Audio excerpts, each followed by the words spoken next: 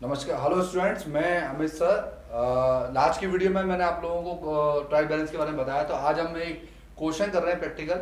लेकिन उससे पहले मैं कुछ कहना चाहूँगा कि हम लोग बेटा आप लोगों के लिए बहुत मेहनत करते हैं, बहुत मेहनत से ही वीडियो बनाते हैं। तो मेरा आपसे सभी से ये रिक्वेस्ट है कि आप ज़्यादा से ज़्यादा हमारी वीडियो को देखा करें, पूरी वीडियो देखा करें, सब्सक्राइब करें, इसको शेयर करें, ज़्यादा से ज़्यादा लाइक करें, क्योंकि हमें आपके सपोर्ट की ज़रूरत है। क्योंकि अमित कॉमर्स पॉइंट बहुत मेहनत कर रहा है आप लोगों के लिए, अच्छी से अच्छी वीडियो कंटेंट ला करके हम लोग बनाते हैं। इसमें और भी अपग्रेड करने की कोशिश कर रहे हैं, जिससे हम बहुत इजीली गोइंग में अकाउंट्स इको बिजनेस आपको सरल तौर पर दें, जिससे आपको इजीली घर बैठे बैठे आपको पढ़ाई बहुत अच्छी समझ में आए। तो आप लोग हमें सपोर्ट करें, आपका प्यार हमें दें, जिससे कि हमारी और जो मेहनत है और अच्छी हम करते चले जाएं। तो आज एक क्वेश्चन के साथ हम इस ट्रायल बैलेंस के चैप्टर को खत्म करेंगे, 11th क्लास सीबीएसई के आरबीएसई के। तो चलते हैं क्वेश्चन की तरफ। जैसे कि आप देख रहे हैं, यहाँ पे मैंने लिखा है कि practice question state whether the balance of the following account should be placed in the debit और credit of the trial balance. तो आपको यहाँ पर कुछ ट्रांजेक्शन दिए जाएंगे जिसको आपको प्लेस करना है, पर्टिकुलर की डेबिट में जाएंगे, क्रेडिट में जाएंगे। यहाँ पर फर्नीचर है, प्लांट एंड मशीन है, डिस्काउंट अलाउड है, डिस्काउंट रिसीव्ड है, सैलरी है, रेंट है, फर्नीचर परचेज है, सेल्स है, purchase return, sales return, debtors है, क्रेडिटर्स है, बिल रिसीव्ड है, बिल्स पेबल है, कैरिज इनवर्ड, कैरिज आउटवर्ड, ये कैरिज आउटवर्ड है, ठीक है। बैड डेबिट्स है, प्रोविजन फॉर डाउटफुल डेब्ट्स है, interest received, interest on loan, interest paid, bank overdraft, motorcycle, stock, by loan to the premises, provision for depreciation, CGST input, SGST input, CGST output, SGST output, provision for depreciation, bank charges, loan from Ram, loan to Sita, accrued commissions, outstanding and depreciation and unearned rent. ये 35 items हैं जिसको मैंने पूरा लिया है। और अब मैं बताऊंगा आपको कि इसमें से 3 तरीके के अकाउंट मेंटेन हो रहे हैं। पहला पर्सनल अकाउंट, दूसरा है रियल अकाउंट, तीसरा है नॉमिनल अकाउंट। तो आपको पता होना चाहिए कि जो भी पर्सनल अकाउंट्स होते हैं उसमें आपको फोकस ये देना है कि वो डेबिटर है या क्रेडिटर है। रियल अकाउंट जितने भी हैं उस पर ये फोकस देना है कि वो एसेट्स, करंट एसेट्स हैं, फिक्स एसेट्स हैं। नॉमिनल में आपको ये ध्यान देना है कि वो नॉमिनल अकाउंट एक्सपेंसेस के हैं, लॉसेस के, इनकम के हैं, गेन के हैं। तो आपको ये ध्यान देना होगा कि जितने भी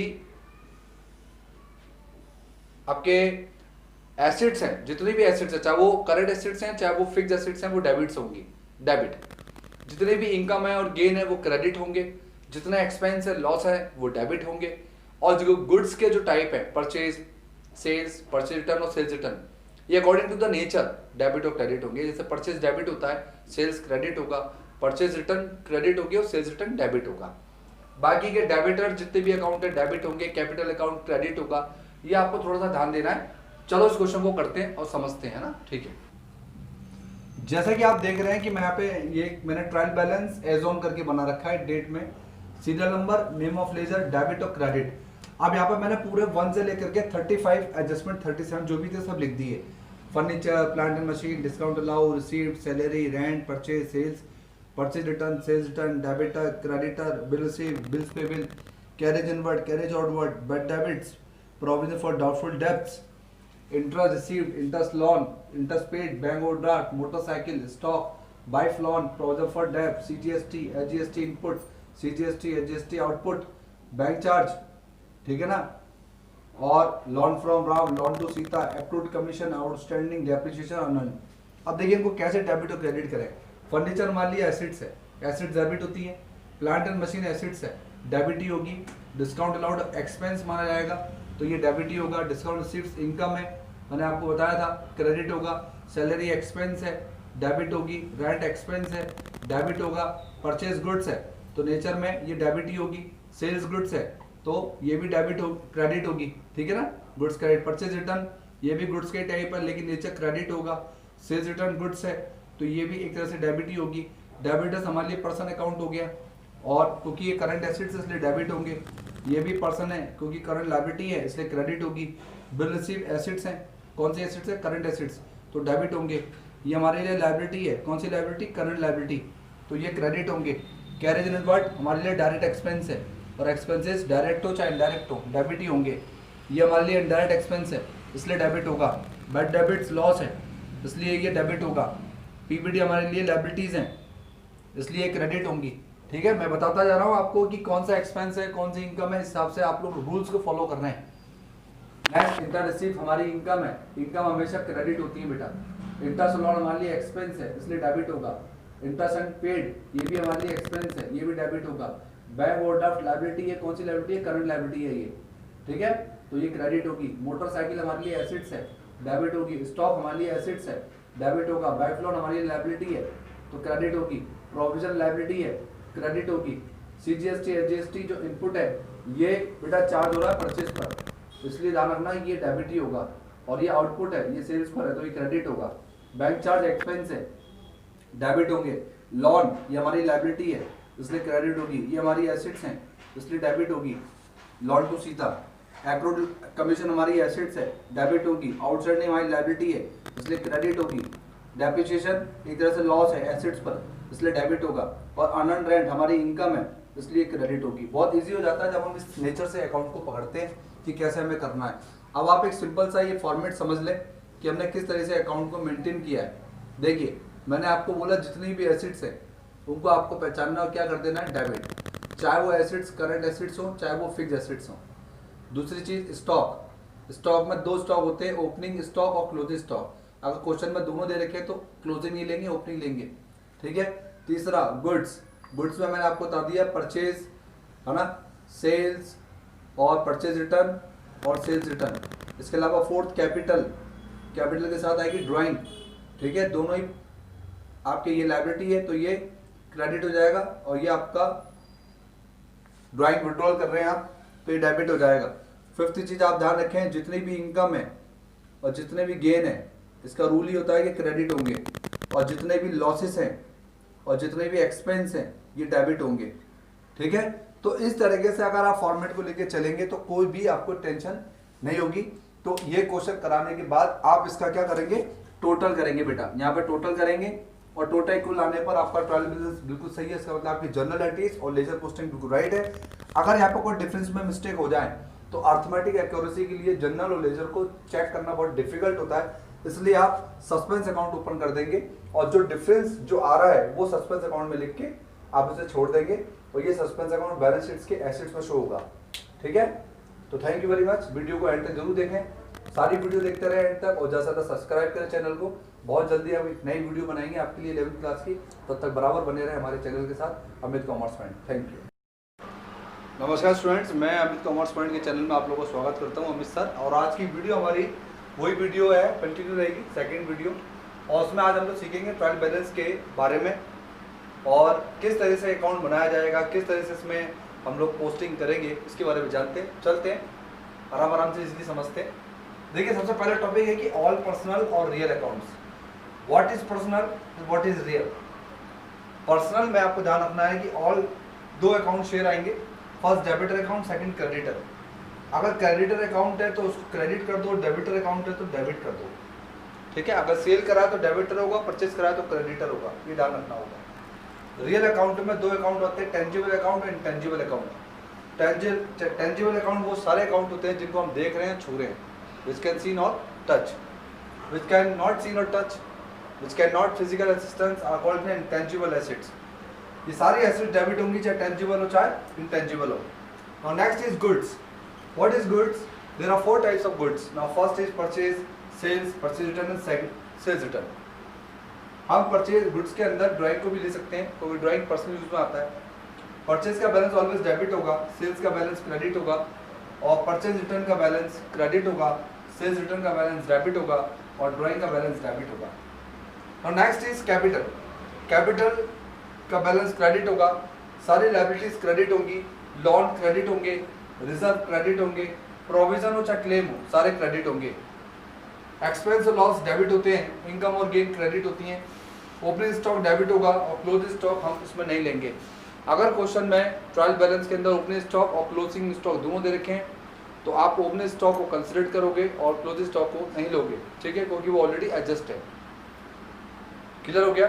नेक्स्ट है आउटस्टैंडिंग एक्सपेंसेस, क्रेडिट होंगे, प्रीपेड एक्सपेंस डेबिट होंगे, एक्रूड इनकम डेबिट होंगी और अनअर्न्ड इनकम क्रेडिट होंगी।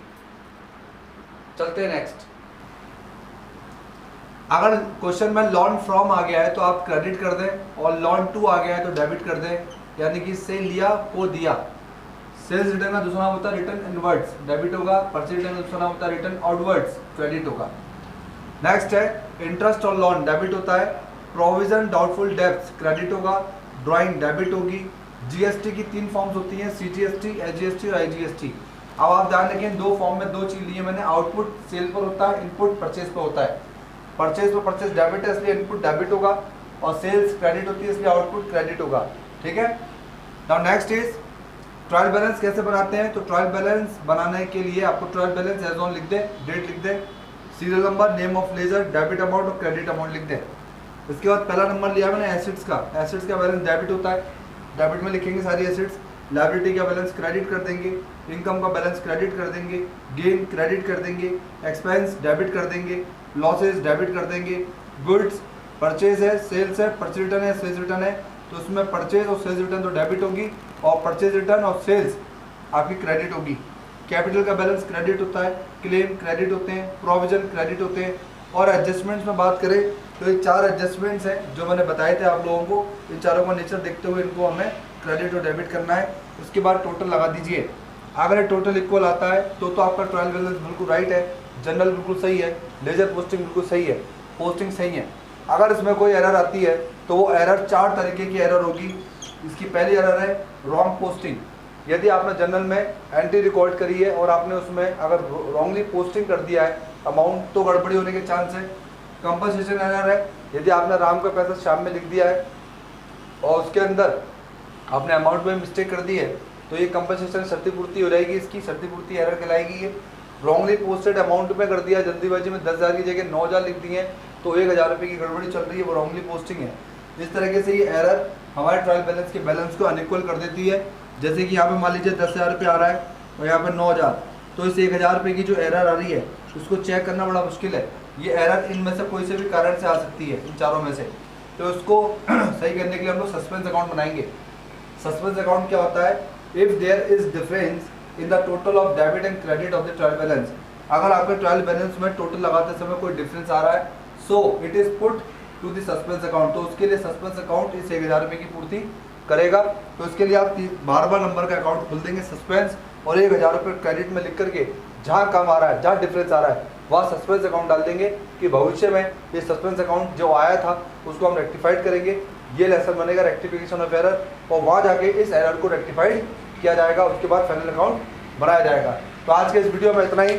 मैं अमित श्रीवास्तव आप लोगों को अब इसका एक नेक्स्ट तीसरी वीडियो में प्रैक्टिकल क्वेश्चन करवाऊंगा सारे, किस तरीके से आप प्रैक्टिकल क्वेश्चन सॉल्व करें, कैसे हम ट्रायल बैलेंस को बनाना सीखें, किस तरह से बैलेंस मेथड को सॉल्व आउट करें।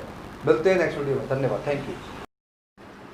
अमित कॉमर्स पॉइंट के चैनल में आप लोगों का स्वागत है। और आज हम लोग लेके आए हैं ट्रायल बैलेंस की सेकंड वीडियो, जिसके अंदर मैंने फर्स्ट वीडियो में लास्ट में आपको बताया था फीचर्स के बारे में, इसके मीनिंग के बारे में और उसके कुछ प्रैक्टिकल क्वेश्चन के बारे में। तो आज हम जानेंगे ट्रायल बैलेंस में सेकंड वीडियो में कि हमारे ऑब्जेक्टिव क्या है, इसका मेथड कितने प्रकार के हैं, इसके फॉर्मेट ऑफ ट्रायल बैलेंस क्या है, इसके मेरिट्स और डीमेरिट्स क्या है। तो वीडियो को एंड तक जरूर देखें, और ज़्यादा से ज़्यादा वीडियो पसंद आए तो सब्सक्राइब शेयर जरूर करें। ठीक है, थैंक यू बेटा। अब आगे बढ़ते हैं। ट्रायल बैलेंस में सबसे पहले जरूरी है, पहला आ रहा है objective checking of arithmetic accuracy. यानी कि ये बहुत बड़ी बात है अर्थमेटिक एक्यूरेसी को समझना। अर्थमेटिक एक्यूरेसी में मतलब सिंपल सा है कि अगर आप ट्रायल बैलेंस बना रहे हैं और वहाँ का इक्वल बैलेंस आ गया, डेबिट का क्रेडिट का दोनों बराबर होगा, इसका मतलब आपने जनरल में कोई भी अर्थमेटिक एक्यूरेसी में गलती नहीं करी है, चाहे प्लस माइनस करने में हो, चाहे किसी भी प्रकार की अकाउंटिंग करने में मिस्टेक आपने नहीं करी है, चाहे टोटल लगाने में या पोस्टिंग करने में या डेबिट और क्रेडिट में रिकॉर्ड करने में अमाउंट को, या अकाउंटिंग के अंदर कोई मिस्टेक नहीं है आपकी। तो यहाँ पर अर्थमेटिक एक्यूरेसी का मतलब यही है कि जब भी आप ट्रायल बैलेंस में एंट्री कर रहे हैं तो प्लस और माइनस, क्योंकि ये ट्रायल बैलेंस बन किसके बेस पर है? लेजर के बेस पर बन रहा है। यानी कि लेजर के अंदर आपने जो पोस्टिंग करी है, जो बैलेंसेस निकाले हैं वो बिल्कुल सही निकाले हैं। तो ये अर्थमेटिक एक्यूरेसी ट्रायल बैलेंस आपका 60 to 70% एक्यूरेसी बताता है। ये 100% एक्यूरेसी इसलिए नहीं बताएगा क्योंकि जर्नल के अंदर अगर कोई मिस्टेक हुई है तो ट्रायल बैलेंस में जो मिस्टेक होगी फिर आपको लेजर को चेक करना पड़ेगा, लेजर से फिर आपको जर्नल को चेक करना पड़ेगा। तो यहाँ पर गलती का पता लगाना बड़ा टिपिकल हो जाता है। इसीलिए यहाँ पर हम लोग कुछ जो एरर्स होती हैं उनके बारे में बात करेंगे, किस तरीके से हम ट्रायल बैलेंस के अंदर उन एरर को अगर रेक्टिफाइड करना चाहें तो हम किस खाते से कर सकते हैं। नेक्स्ट है to help the prepare of the final account. यानी कि ट्रायल बैलेंस के बाद हम लोग जब रेक्टिफिकेशन चैप्टर पढ़ेंगे उसके बाद हम फाइनल अकाउंट बनाएंगे।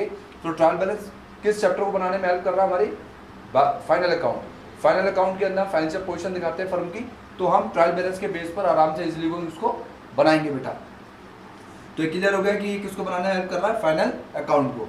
फाइनल अकाउंट में कितने खाते बनते हैं, 3। पहला बनता है ट्रेडिंग अकाउंट, दूसरा बनता है प्रॉफिट एंड लॉस अकाउंट, तीसरा बनता है बैलेंस शीट। ये ध्यान रखना आप, ठीक है। नेक्स्ट है to calculating the error of casting. अब यहाँ पे जो एरर ऑफ कास्टिंग आया है, इसका मतलब ये होता है कि जनरल में जब आप लेजर पोस्टिंग कर रहे हैं, जनरल में जो आप एंट्रीज बना रहे हैं, उसमें जो अमाउंट की जो कास्टिंग कर रहे हैं, वही कास्टिंग आप कहाँ लेके जा रहे हैं, लेजर पोस्टिंग में। जनरल से जो लेजर पोस्टिंग कर रहे हैं, जैसे मैंने एक एंट्री करी थी, आपको बताया था cash account debit to capital, तो कैश में टू कैपिटल और कैपिटल में बाय कैश, ये हुई लेजर पोस्टिंग। अब अमाउंट आप सेम लिख रहे हैं, 10,000 रुपया लिख रहे हैं तो 10,000 में ही लिखेंगे। तो उसी को बोला गया कि जब आप एरर कर देते हैं कास्टिंग करते समय, 10,000 की जगह जल्दीबाजी में आपने 1,000 लिख दिया, तो एक तरफ तो डेबिट 10,000 से बोल रहा है, लेकिन क्रेडिट 1,000 से बोल रहा है, तो 9,000 रुपये की जो मिस्टेक है कास्टिंग की, वो कहीं ना कहीं ट्रायल बैलेंस को डिस्टर्ब करेगी। तो आपको ये देखना है कि आपकी जो एरर है वो कास्टिंग करते समय कोई मिस्टेक तो नहीं हो रही है। तो कास्टिंग जनरल और लेजर के अंदर जो आप रिकॉर्ड कर रहे हैं, पोस्टिंग कर रहे हैं, उसी को कास्टिंग बोलेंगे। थर्ड है to calculating the error of posting. Posting करते समय जब आप लेजर पोस्टिंग कर रहे होते हैं, उसके जब बैलेंसेस निकाल रहे होते हैं, डेबिट का टोटल और क्रेडिट का टोटल का जब डिफरेंस निकाल रहे होते हैं, तो उसमें बहुत ध्यानपूर्वक आप लोगों को देखना होता है कि डेबिट ज़्यादा है या क्रेडिट ज़्यादा है। जो जिससे ज़्यादा है उसी का डिफरेंस बैलेंस कहलाता है बेटा, ठीक है। To calculating the error of the balance. अब बैलेंस में जैसे मान लीजिए कैश का बैलेंस डेबिट का तो 10,000 है और क्रेडिट का बैलेंस 7,000 रुपये है, तो डिफरेंस कितना आ रहा है, 3,000 रुपये। ये 3,000 रुपये जो बैलेंस निकाला गया है, ये क्रेडिट का नहीं है, ये डेबिट का है, क्योंकि डेबिट के 10,000 ज़्यादा होते हैं 7,000 से। तो आपको ये देखना होता है कि जिस साइड का बैलेंस ज़्यादा है, आंसर उसी का डेबिट में जाएगा, यानी कि वही 3,000 रुपये जब ट्रायल बैलेंस आप पोस्ट करोगे तो डेबिट में शो करोगे, क्रेडिट में नहीं। क्रेडिट में तो हम क्लोज कर रहे हैं खाता, बैलेंस तो हम शो करेंगे हम लोग जिस साइड बैलेंस ज़्यादा होगा उसका।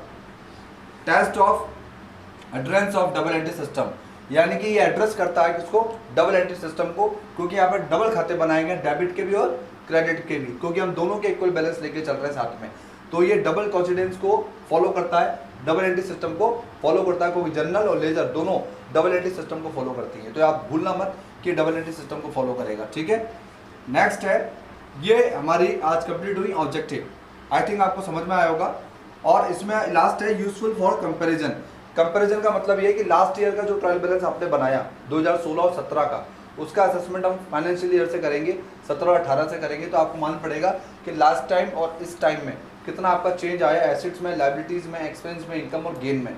तो उसके बेसिस पर हम देख सकते हैं हमारी फर्म इस ट्रायल बैलेंस के जो स्टेटमेंट बना रही है उसमें कितना डिफरेंस आया है एसेट्स में और वगैरह वगैरह सारी चीज़ों में, ठीक है। नेक्स्ट है मेथड ऑफ ट्रायल बैलेंस। देखिए ट्रायल बैलेंस में दो मेथड होते हैं, एक तो होता है टोटल मेथड, एक होता है बैलेंस मेथड। जैसे मैं टोटल मेथड का एक एग्जांपल यहाँ पे सिंपल बता देता हूँ आपको। जैसे मान लीजिए यहाँ पर मैं कैश अकाउंट बना रहा हूँ और कैश अकाउंट के अंदर मेरे दो चीज़ हैं, डेबिट और क्रेडिट है, और ये मेरा मान लीजिए कैश अकाउंट है। अब यहाँ पर मान लीजिए 10,000 रुपये और यहाँ पर 10,000 रुपये, तो मैं जब इसका टोटल लगाऊंगा तो यहाँ पर निकलेगा 10,000, यहाँ निकलेगा इसका मान लीजिए 9,000। तो यहाँ पे जब टोटल लगाया तो टोटल में से टोटल लगाया जाता है, बैलेंस निकलते। तो यहाँ पे कितना आ रहा है, 10 और 9। तो यही मैं कहाँ लिख दूंगा ट्रायल बैलेंस में, डेबिट में 10,000, क्रेडिट में 9,000, क्योंकि टोटल मेथड को फॉलो कर रहा हूँ। लेकिन क्योंकि आपके कोर्स में ये नहीं है, इसलिए इस पर ज़्यादा डिस्कस मत करो, आप तो बैलेंस की बात करो। बैलेंस मेथड में क्या होता है, जैसे डेबिट में 10,000 है और क्रेडिट में 9,000 है, तो बैलेंस कितना निकला, 1,000 रुपये। तो यहाँ पे कर दो आप नील, तो टोटल कितना आ जाएगा, 10,000। और यहाँ पे जब टोटल जोड़ेंगे तो कितना हो जाएगा अब दोबारा, 10,000। तो ये तो इक्वल हो गया। देखिए बैलेंस कहाँ से आया, किसका बैलेंस ज़्यादा बताइए, डेबिट का बैलेंस ज़्यादा। देखो क्रेडिट का कितना, 9,000। तो ये 1,000 रुपये पोस्ट का होंगे कैश अकाउंट के डेबिट साइड में पोस्ट होंगे जब हम ट्रायल बैलेंस बनाएंगे। आई थिंक आपको समझ में आ गया होगा। अब नेक्स्ट टॉपिक हमारा है फॉर्मेट ऑफ ट्रायल बैलेंस। गौर से देखें, फॉर्मेट ऑफ ट्रायल बैलेंस, इसमें एज ऑन लिखा हुआ है। ये एज ऑन का मतलब होता है स्टेटमेंट, ये एक स्टेटमेंट है बच्चों। स्टेटमेंट के अंदर हम किसी भी डेट में हम बना सकते हैं। फॉर्मेट में नेम ऑफ लेजर लिखोगे, डेबिट का अमाउंट डेबिट में, क्रेडिट का अमाउंट क्रेडिट में। अब गौर से देखें इसका रूल्स, एसेट्स और एक्सपेंस और लॉस जब भी ये इंक्रीज होंगे, तो क्या होंगे, डेबिट होंगे। और जब भी इनकम या गेन या लायबिलिटीज या कैपिटल इंक्रीज होंगे तो ये क्या होंगे, इंक्रीज होने पे क्रेडिट होंगे। ये ध्यान रखना, ठीक है। एसेट्स, एक्सपेंस और लॉस, डेबिट, और ये तीनों क्रेडिट, ठीक है। ये इसका फॉर्मेट बन गया। और उसके बाद टोटल लगा लो, ग्रैंड टोटल बराबर। नेक्स्ट टॉपिक है हमारा मेरिट्स ऑफ बैलेंस मेथड कि what is the merits of balance method. पहला है कन्वीनियंट, बहुत इजीली गोइंग में आप किसी भी डेट में स्टेटमेंट लिस्ट को बना सकते हैं। जरूरी नहीं है कि आप एंड में बनाएंगे, आप कन्वीनियंट है 12 महीने में, आप 5वें महीने में, 7वें महीने में, 90 महीने में, जब आपको लगे तब आप अपना ट्रायल बैलेंस बना के चेकआउट कर सकते हैं कि डबल एंट्री सिस्टम में जनरल या लेजर या ट्रायल बैलेंस में कोई एरर तो नहीं है, ये आप चेकआउट कर सकते हैं। साइंटिफिक तरीके से देखा जाए तो ट्रायल बैलेंस मेथड पे बनाना चाहिए क्योंकि टोटल मेथड आपका कंसिडर नहीं करता, क्योंकि टोटल मेथड में सबसे बड़ी मिस्टेक ये है कि इसके अंदर हम लोग सिर्फ टोटल लगा करके टोटल लिख देते हैं, बैलेंस नहीं निकालते। लेकिन मेरिट आपके बैलेंस मेथड के अंदर साइंटिफिक तरीके से हम लोग एरर को बहुत कम चांस कर देते हैं और ट्रायल बैलेंस 60 to 70% तक की एक्यूरेसी देता है सही होने की, क्योंकि बैलेंस में हम लोग बैलेंस निकालते हैं डेबिट का या क्रेडिट का। फिगर आर शॉर्ट हैंड, हमारे पास जो फिगर्स होते हैं वो ज़्यादा बड़ी संख्या में नहीं होते हैं, इसलिए हम लोग जो लिस्ट बनाते हैं वो ज़्यादा बड़ी लिस्ट नहीं होती है, इजीली तरीके से छोटे ट्रांजेक्शन होते हैं, इसलिए ट्रायल बैलेंस बनाना बहुत ईजी हो जाता है। क्योंकि लेजर पोस्टिंग या जनरल ज़्यादा बड़े नहीं होते हैं, छोटे होते हैं, इसलिए इजीली गोइंग में हमें ट्रायल बैलेंस भी आराम से बना सकते हैं। सेफ लेबर एंड टाइम, इसलिए इसमें ज़्यादा लेबर टाइम भी नहीं लगता बच्चों, क्योंकि जब काम बड़ा होता है तो लेबर भी ज़्यादा लगती है और टाइम भी ज़्यादा लगता है। लेकिन जब क्वेश्चन छोटा हो या काम कम हो तो हमारे पास लेबर भी कम लगती है, हमारा टाइम भी बच जाता है। इसलिए ट्रायल बैलेंस बनाते समय ज़्यादा अगर ट्रांजेक्शन्स है तो टाइम बहुत ज़्यादा लगेगा, लेबर एक्सपेंस ज़्यादा होंगे। लेकिन जब ट्रायल बैलेंस छोटा बन रहा है तो ट्रांजेक्शन छोटे होंगे, इसलिए हमारे पास सेफ टाइम होता है, सेफ लेबर होती है। लास्ट एंड फाइनल है minimise the number of account, यानी कि हमारे पास minimises the number of accounting है, क्योंकि इसके अंदर हम लोग बहुत कम अकाउंटिंग ले रहे हैं, तो ज़्यादा से ज़्यादा अगर हम ट्रांजेक्शन लेंगे तो काम करने में बहुत टाइम लगेगा, अकाउंटिंग करने में बहुत टाइम लगेगी। लेकिन यहाँ पे ट्रांजेक्शन कम होंगे तो हमारे पास समय बहुत कम लगेगा। नेक्स्ट है डीमेरिट्स ऑफ ट्रायल बैलेंस, कई चीज़ों की अच्छाइयाँ होती हैं तो बुराइयाँ भी होती हैं। पहला एक्यूरेसी ऑफ जनरल, अगर मान लीजिए ट्रायल बैलेंस बनाते समय कोई मिस्टेक हो गई तो उसको चेक करने के लिए लेजर पोस्टिंग चेकआउट करनी पड़ेगी और उसको चेकआउट करने के लिए जनरल करना पड़ेगा, तो ये बहुत क्रिटिकल काम हो जाता है इसको टेस्ट करना, तो ये टेस्ट नहीं हो पाती है। इसलिए मैंने बताया है कि 60 से 70% तक ट्रायल बैलेंस एक्यूरेसी देती है, लेकिन 100% नहीं देती, क्योंकि एरर आ सकती है, एरर हो सकती है, एरर कंपनसेशन एरर हो सकती है, प्रिंसिपल एरर हो सकती है, पोस्टिंग एरर हो सकती है, ओमिशन एरर हो सकती है, या डबल अकाउंटिंग में अमाउंट लिखते समय एरर हो सकती है, तो उसको हम नेक्स्ट टॉपिक में सीखेंगे। नेक्स्ट है all account are not considered, ये सारे अकाउंट को कंसिडर नहीं करता। क्यों? मान लीजिए आपने 10 जनरल बनाई एंट्रीज और आपने 10 की लेजर पोस्टिंग करी, लेकिन जब आप बैलेंस निकाल रहे हैं तो मान लीजिए अगर मेरा कैश का बैलेंस 10,000 ही आ जाता तो मेरा यहाँ पे बैलेंस क्या निकलता 0। अब इसका मतलब क्या है कि जब ट्रायल बैलेंस में मैं कैश अकाउंट लिखूंगा तो वहाँ पर नील लिखूंगा, क्योंकि ये इसको कंसिडर नहीं कर रहा है, क्योंकि बैलेंस में जो बैलेंस मेथड है इसमें बैलेंस में बैलेंस आना जरूरी है। अगर वहाँ पे इक्वल आ जाएगा तो ये अकाउंट उसको कंसिडर नहीं करेगा। अगर आप 17 एंट्रीज बना रहे हैं लेजर पोस्टिंग और उसमें 5 एंट्रियों में इक्वल बैलेंस आ गया है तो ये 17 को कंसिडर नहीं करेगा, ये सिर्फ 12 को ही कंसिडर करेगा। इसलिए यहाँ पर इसकी डिमेरिट है सबसे बड़ी कि ये इसीलिए सही अकाउंटिंग नहीं बताएगा, सही आपको ट्रायल बैलेंस शो नहीं करेगा फाइनल अकाउंट के लिए।